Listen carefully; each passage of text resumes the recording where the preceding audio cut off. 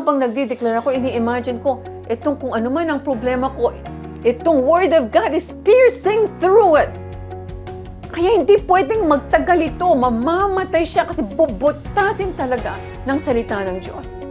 Speaking God's Word brings breakthrough because it aligns our heart with truth over whatever situation you may have. So nagka-align ka, kaya pag nag-speak ka ng Word of God, nagka-align yung puso mo sa sa puso niya, causing faith and hope to rise in our hearts as we take hold of His promise. Are you ready? Are you ready for a spiritual revival? For healing miracles in your life? For blessings and financial breakthroughs? Are you ready for a deeper relationship with God? Welcome to our program, Living the Blessing by Terry Chang Ministries.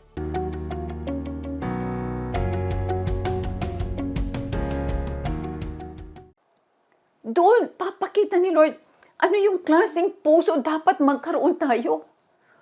Pure na puso. Purong puso. Na you are worshiping Him, not because all these things shall be added unto me, but you're worshiping Him because you love Him. He loved you first. Kaya hindi naman ka magde-develop ng love na ganyan kung wala kang mga karanasan na ganyan sa Panginoon. So, bibigyan kanya ng mga ganyan. For example, the following day, anong sabi kay Paul and Silas? Sige, pwede na kayong makalaya. Sabi, no, hindi kami aalis. So, makikita dito, hindi sila nag-worship kay God para sila mabigyan ng anointing para mag-escape. Hindi. Nag-worship sila because they loved God so much. Yan ang revelation na kailangan magkaroon tayo para lagi tayong nakadikit. Alam mo yung vine, lagi kong sinasabi, ito yung vine. Ikaw ito. Ikaw itong branch. So lahat ng dumadaloy dito sa vine ay makukuha ng branch. So sinasabi niya na kamukha natin si Jesus. Di ba? So si Jesus walang sakit. Si Jesus mayaman. Si Jesus lahat nasa Kanya. At kamukha natin si Jesus in this world, nakalagay sa Bible. So bakit hindi? Bakit naghihirap ang mga tao? So, dito ang praise and worship is another weapon for spiritual warfare. And it's very, very critical, especially sa mga anak ng Diyos. Kasi kalaban nga natin si Satan, di ba? Para mawala si Satan. Kasi kung pinapayagan nyo siyang makapenetrate sa buhay nyo, i-devour ka niya. For example, nagpo-focus ka dapat sa iyong commitment mo kay Lord. Nag-work ka sa isang company. Talagang pagsisilbihan mo itong employer mo. Ibubuhos mo lahat ang kaya mong gawin para sa employer mo. Kasi ako ginawa ko yan. And talagang nakita ko yung favor mapupunta sa iyo. Magkakatulad yung nangyari kay Sister Lizelle. Diba? Example ko yan si Sister Lizelle. Na grabe ang pagsiserve niya dito sa amo niya. So anong ginawa sa kanya? Diba? Binigyan ng lupa, binigyan ng bahay, binigyan ng sasakyan, binigyan ng negosyo. Bakit? Kasi gagamitin ni Lord ang mga tinutulungan natin. Pag binubuhos natin, kasi sabi niya, we do it unto the Lord. So, hindi pahapyaw yung ating trabaho. Hindi pahapyaw yung binibigay natin sa Panginoon. Lalong-lalo na naman yung personal relationship. Okay? For example, si King Jehoshaphat, kasi ako medyo ang mga tao, hindi masyado silang masipag sa praise and worship. Si King Jehoshaphat, for example, sabi niya in 2 Chronicles 20, verse 21, "And when he had consulted with the people, he appointed those who should sing to the Lord, and who should praise the beauty of holiness, as they went out before the army and were saying, 'Praise the Lord, for his mercy endures forever.'" And verse 22, "Now when they began to sing and to praise, the Lord set ambushes against the people of Ammon, Moab, and Mount Seir, who had come against Judah, and they were defeated. So ano sinasabi? 3 kingdoms. Biglang sumugod dito sa king ng Judah na si Jehoshaphat. Ano sabi ni King Jehoshaphat? Ang sabi ni Lord sa kanya, mag-form lang siya ng praise and worship team para kakanta. Tingnan nyo, napaka-powerful nito. So makabili ng bahay, kailangan hindi makialam si Satan dyan. Dahil makapangyarihan si Satan. Nakuha niya yung power kay Adam. Pero mas makapangyarihan tayo because nasa atin na si Jesus. Nasa atin lahat. Ang kaharian ng Diyos ay nasa atin. So, itong nangyari ngayon. Dahil lang dito sa praise and worship na to. Ito nangyari.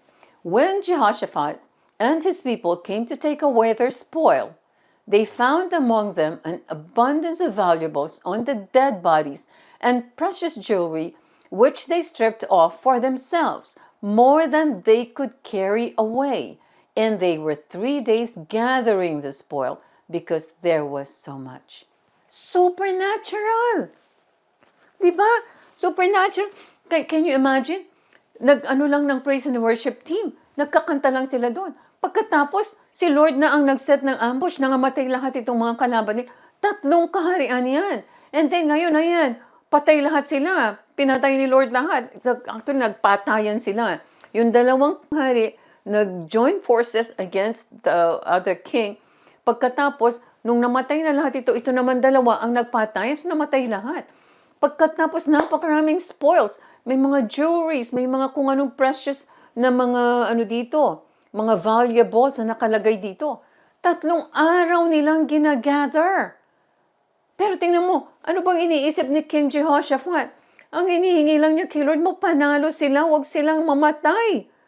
And yet, dahil sumunod sila, nag-worship sila, anong nangyari?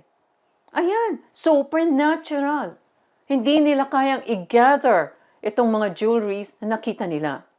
So, it's all to do with the relationship with God. The relationship is so important. Another way to develop intimacy is to declare the Word of God. Ito review lang kasi may mga bago daw na nag-join sa atin. So, review lang natin. Pero this is really, ito yung core ng kung paano ka talaga makakuha ng bahay. Kailangan i-build mo itong sinasabi ko sa'yo and then we go to the anointing. Okay? So, declare the Word of God. In 1 Thessalonians 2:13 nakalagay, and we also thank God continually because when you received the Word of God, which you heard from us, you accepted it not as a human word, but as it actually is, the Word of God, which is indeed at work in you who believe. Anong sabi? Very clear. Hindi daw human word ito. It's the Word of God, and it is at work right now in you, but merong condition dyan, who believe. So, paano tayo maniwala? Well, ito yung kasagutan, paano tayo maniwala? You have to declare the Word. Kasi in Romans 10:10, sabi niya, for with the heart, one believes unto righteousness, and with the mouth, confession is made unto salvation. Anong ibig sabihin ito? Renewing of the mind lang ito. Actually, when you confess, di ba? Sabi niya, pag nag-confess ka, magkakaroon ka ng salvation. Hindi ka naman magkakaroon ng salvation na just by thinking about it. No. You have to declare it with your mouth. Yung ina-explain ko, naging viral nga ito. Thank you, Vinette. Naging viral itong explanation ko lang tungkol dito sa conscious mind and subconscious mind. Kasi sinasabi, with the heart, one believes unto righteousness. With the heart. Paano maniniwala yung heart? Kasi, 2 klase yung mind. Even ang scientists sinasabi mo, neuroscientists sinasabi yan. It's all proven. 2 klase yung mind. Naging viral ito recently. Nakakatuwa. Itong conscious mind, which is our mind when we are awake. Diba? So, ina-absorb lahat ng mind kung ano ang naririnig, kung ano nakikita, kung ano nape-perceive natin through the senses. Na-absorb sa mind. Ngayon, bakit sinasabi niyang one believes unto righteousness? With the heart. Bakit hindi with the mind? Kasi kapag ikaw nag-declare ng salita ng Diyos, nag-declare ka, or even hindi salita ng Diyos, pag lagi mong sinasabi, hindi lang dito, maririnig ng mind mo, maririnig, di ba merong ear ang ating mind, maririnig. Pagkatapos, pag naniwala ka na, dito na yan sa heart. Ayan yan. Kaya nga sabi ko, hindi kayo pwedeng tumigil. Diretso ang laban, diretso magtitigil. Nakatuon sa salita ng Diyos, nakadeclare sa salita ng Diyos. Huwag tayong titingin kung ano, naghihirap tayo talagang si Satan kasi ang gagawin niya, lalo kang ibabagsak, lalo i-devour ka niya. Sabi niya, be sober, be vigilant, because your adversary, the devil, walks about like a roaring lion, seeking whom he may devour. Sino yung dinidevour niya? Yung mga natatakot, yung mga hindi naniniwala, dinidevour niya, lalo niyang pinapabagsak. So, siyempre, pag bagsak ka na, mahirapan ka nang tumayo. So, lalaban dito lang. Kapag umatake siya, halimbawa, tama na yung pagdideclare mo ng bahay. Hindi naman totoo yan, hindi naman matutupad yan.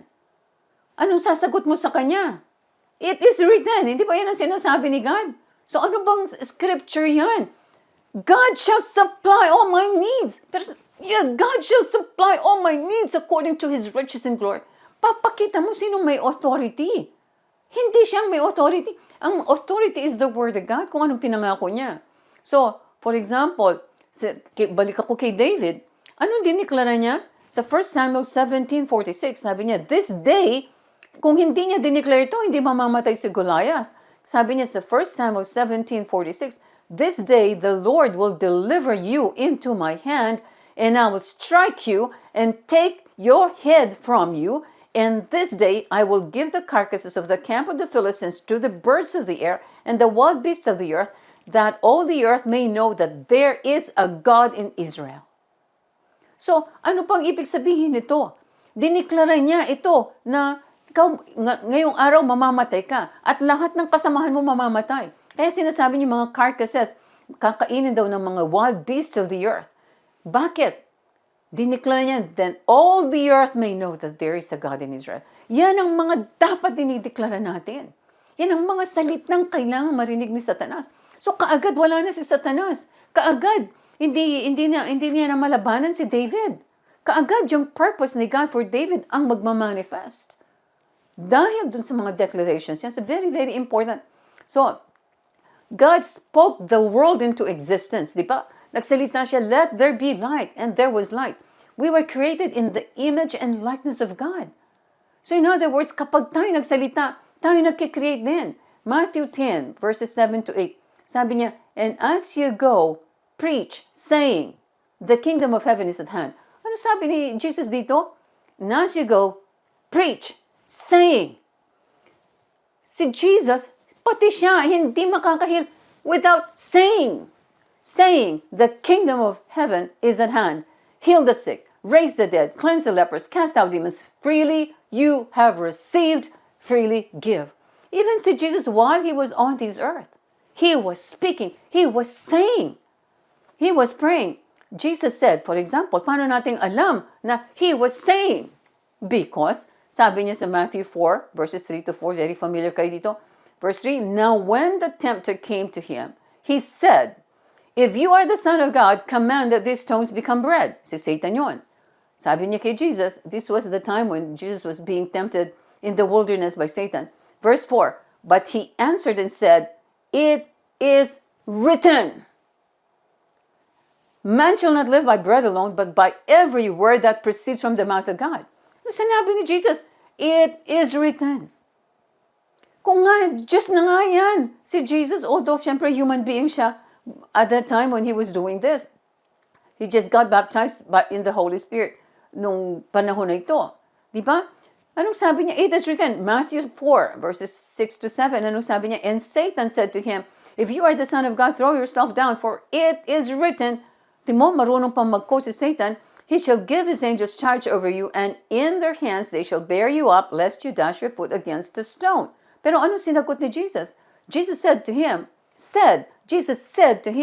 it is written again, you shall not tempt the Lord your God. So in other words, hindi magiging powerful si Jesus kung wala siyang sinasabing salita na nanggagaling sa mouth niya. Kung siya ay ganun na, bakit tayo? Lalo na siguro tayo naman, di ba? Kung nga siya, with all the anointing, perfect ang life, hindi nagkasala, pero nagsasalita. Tapos tayo hindi nagsasalita. Pinapabayaan natin kainin tayo ni Satanas. Pinapabayaan natin mag-suffer tayo ng mga kung ano-anong problema. Hindi natin nilalabanan si Satanas.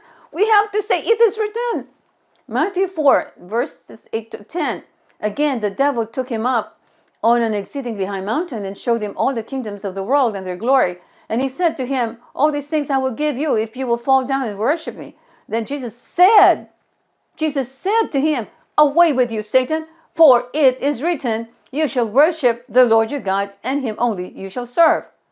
So, dahil sa salita, natalo si Satan because in the next verse, in verse 11, Matthew 4, verse 11, then the devil left him, and behold, angels came and ministered to him. So, matutupad na itong mission ni Jesus, why He came down to the earth. Dahil dito, linabanan lang niya ng it is written, ito si Satanas. Are we doing this? Kaya lagi ng reminder na, si Pastora puro pareho na mga preaching, kahit ako nagtatanong, Lord, ang dami kong preaching messages, ito na naman ang aking ipipreach. Kasi kailangan nilang marinig yan. It's really the most important kasi ito ang way to have intimacy with the Lord. Ito yung talagang magpi-please sa Kanya ng todo-todo. Ito yung talagang maggagalawang mga anghel kasi the angels hearken to the voice of the word of God. So ang mga anghel pala, sa nagkaroon ako revelation dito, Lord, ang mga anghel pala nanghihina din yan. Kasi kung hindi tayo gumagamit ng salita ng Diyos, nanghihina kasi they hearken to the voice of the word of God. Sino ang magbibigay ng voice sa word of God? Tayo. So if we're not saying any word, walang ginagawa yung mga anghel. Amen? Kaya kung halimbawa, nag-start tayo nito noong December ba tayo nag-start dito sa How to Receive Your God-Ordained House? Noong December ba tayo nag-start niyan? Magbibilang na lang kayo ng buwan-buwan. I mean, kung talagang nagpupursige kayo, ginagawa niyo to, talagang guaranteed 100%. I cannot emphasize enough. John 6:63, the Spirit gives life, the flesh counts for nothing. So bakit importante ito? Because the next part of the verse says, the words I have spoken to you, they are full of the Spirit and life. Ang salita ng Diyos ay punong-puno daw ng Spiritu, Holy Spirit, anointing. At they are life. Buhay sila. Buhay ang salita ng Diyos. Kaya sinasabi sa Hebrews 4:12, di ba? The Word of God is alive. Alam mo, tagal-tagal kong meditate ako, lagi ko sinasabi, araw. Pag ako nasa secret place na, the Word of God is alive, it is full of power, it is active, it is operative, it is energized, it is sharper than any two-edged sword. Bakit ko dinideclare na mga ganyan? Tapos, piercing to the dividing line between the spirit and the soul. Habang nagdideclare ako, ini-imagine ko, itong kung ano man ang problema ko, itong Word of God is piercing through it. Kaya hindi pwedeng magtagal ito, mamamatay siya kasi bubutasin talaga ng salita ng Diyos. So, ginagawa ba natin yun? Speaking God's Word brings breakthrough because it aligns our heart with truth over whatever situation you may have. So, nag-a-align ka. Kaya pag nag-speak ka ng Word of God, nag-a-align yung puso mo sa puso niya, causing faith and hope to rise in our hearts as we take hold of His promise. So, declarations, bakit importante yung declaration? Declarations focus on God's provisions instead of our lack. Kasi tingnan mo, imagine mo, kapag hindi ka nagdideklara, ang may isip mo yung problema, paano babayaran kaya yung matrikula ng mga bata, pasok ka na naman, for example. Samantalang ang salita ng Diyos, God has blessed me exceedingly abundantly above all that I can ask or think. Doon na lang, patay na yung matrikula na yan. Di ba? Kaya declarations focus on God's provisions. Kaya kailangan po ay mag-declare.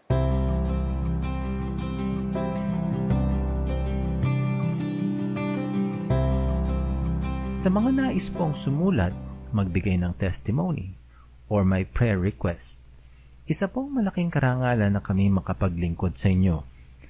Kayo po ay maaaring pumunta sa aming website sa www.terrychang.org. Inuulit ko po, www.terrychang.org. Maraming salamat po. Hi, si Pastora Terry Cheng po ito. Nawa po ay na-bless kayo sa mensahe ng Panginoon para sa araw na ito dito sa aming programang Living the Blessing ng Terry Cheng Ministries. Ang sabi po sa John 8:32, "You shall know the truth, and the truth shall set you free." Kung gusto mo ng kalayaan, tatanggapin mo si Jesus at ililid kita dito sa prayer na to. Your life will never be the same again. Dadaloy ang kanyang buhay, ang kanyang presensya sa lahat ng areas ng iyong buhay. So, ipikit mo ang iyong mga mata kung ikaw ito at ililid kita dito sa prayer. And pray it from the heart as if it is your own. Heavenly Father, patawarin niyo po ako sa lahat ng aking mga kasalanan. Marami pong salamat sa pagpapatawad ninyo. Jesus, kailangan kita. Come into my life and be my Lord and Savior. Holy Spirit, change me, mold me, transform me into that person that you designed and created to be. Amen. Ayan, born again Christian ka na. Congratulations. Tandaan niyo po, mahal ko kayo at mahal kayo ng Panginoon. God bless you.